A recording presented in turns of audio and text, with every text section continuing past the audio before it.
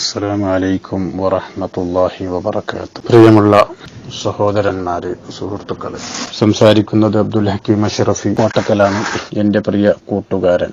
സുന്നത്ത് ജമാഅത്തിന്റെ കാര്യങ്ങളിൽ അൽഹംദുലില്ലാഹ് സജീവമായി അവിടുത്തെ സമയങ്ങൾ ദീനിനു വേണ്ടി ചെലവഴിക്കുന്ന ഒരു വ്യക്തിത്വമാണ്.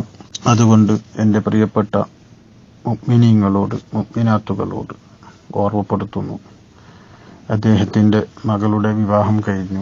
ബാധ്യതകൾ ബാക്കി നിൽക്കുന്നതുകൊണ്ട് നമ്മളാൽ കഴിയുന്ന ഒരു ചെറിയ സഹായം, പ്രയാസപ്പെടുന്നവരുടെ കണ്ണീരൊപ്പാൻ നാമുണ്ട് കൂടെ എന്ന ഉറപ്പോടുകൂടി നാം അതിലേക്ക് മുന്നിട്ടിറങ്ങുക.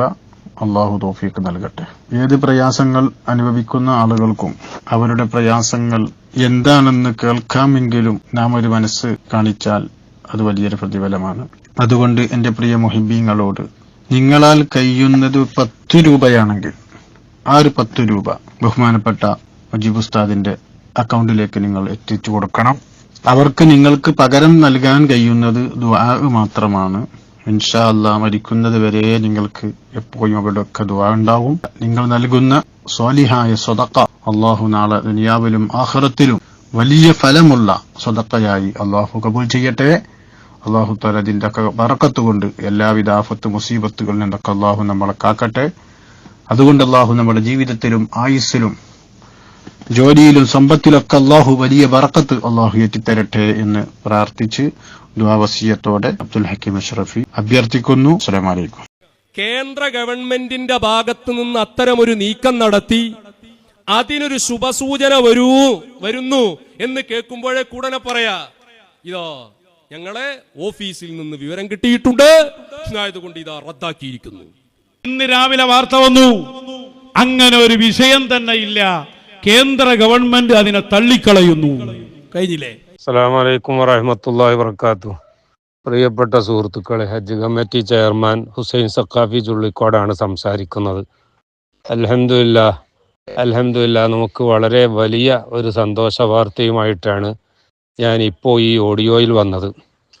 നമുക്കറിയാം, കഴിഞ്ഞ വർഷം നമ്മുടെ കേരള സംസ്ഥാന ഹജ്ജ് കമ്മിറ്റി മുഖേന ഹജ്ജിന് അപേക്ഷിച്ച് വെയിറ്റിംഗ് ലിസ്റ്റിലായി അവസാനം സീറ്റ് കിട്ടാത്ത 2116 പേര് ഉണ്ട്. വെയിറ്റിംഗ് ലിസ്റ്റിൽ കഴിഞ്ഞ തവണ ആവുകയും അവസാനം അവർക്ക് സീറ്റ് ലഭിക്കാതിരിക്കുകയും ചെയ്തതാണ്.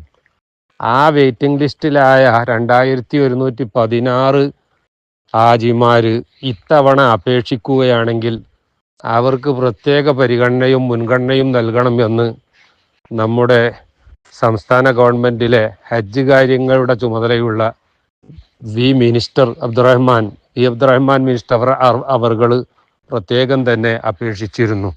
അൽഹംദുലില്ലാഹ് അത് സാധ്യമായിരിക്കുന്നു എന്ന വിവരം എല്ലാവരെയും അറിയിക്കുകയാണ്. ആകയാൽ കഴിഞ്ഞ വർഷം കേരള സംസ്ഥാന ഹജ്ജ് കമ്മിറ്റിയിൽ അപേക്ഷ നൽകുകയും അങ്ങനെ വെയിറ്റിംഗ് ലിസ്റ്റിൽ പെടുകയും ചെയ്ത, പോകാൻ സാധിക്കാത്ത അഥവാ അന്ന് വെയിറ്റിംഗ് ലിസ്റ്റിലായി പോകാൻ പറ്റാത്ത 2116 പേർ, വെയിറ്റിംഗ് ലിസ്റ്റിൽ കിട്ടിയിട്ട് പോകാത്തവരെ പറ്റിയല്ല പറയുന്നത്, ആ 2116 പേർ ഇത്തവണ അപേക്ഷിക്കുകയാണെങ്കിൽ അവർക്ക് മുൻഗണന നൽകുന്നതാണ് എന്ന കാര്യം ബന്ധപ്പെട്ടവർക്ക് അറിയിപ്പായി നൽകണം എന്ന് പ്രത്യേകം അപേക്ഷിക്കുകയാണ്.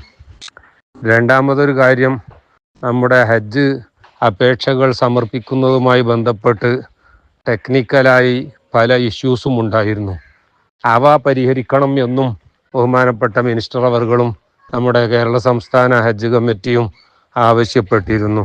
അൽഹംദുലില്ലാഹ് അത്തരം ടെക്നിക്കൽ പ്രോബ്ലങ്ങളും പരിഹരിക്കപ്പെട്ടിട്ടുണ്ട്. പരിഹരിക്കാൻ വേണ്ട കാര്യങ്ങളൊക്കെ ബന്ധപ്പെട്ടവർ ചെയ്തിട്ടുണ്ട് എന്ന സന്തോഷ വാർത്തയും എല്ലാവരെയും അറിയിക്കുകയാണ്.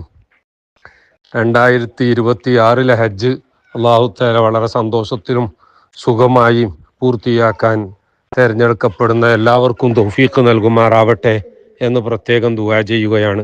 അസ്സലാമു അലൈക്കും വറഹ്മത്തുള്ളാഹി വബറകാതുഹു. ഇത്തരം വാർത്തകളും വിശേഷങ്ങളും അറിയാൻ ഞങ്ങളുടെ ചാനൽ ഉടൻ തന്നെ സബ്സ്ക്രൈബ് ചെയ്യുക, ലൈക്ക് ചെയ്യുക, ഷെയർ ചെയ്യുക. ജനങ്ങളിലേക്ക് എത്തിക്കണമെന്ന് നിങ്ങൾ ആഗ്രഹിക്കുന്ന വാർത്തകളും വിശേഷങ്ങളും പ്രമുഖരുടെ പ്രഭാഷണങ്ങളും ഞങ്ങളുടെ വാട്സപ്പ് നമ്പറിലേക്ക് അയച്ചു തരിക. നന്മ വളരട്ടെ, തിന്മക്കെതിരെ നമുക്കൊരുമിച്ച് നിൽക്കാം.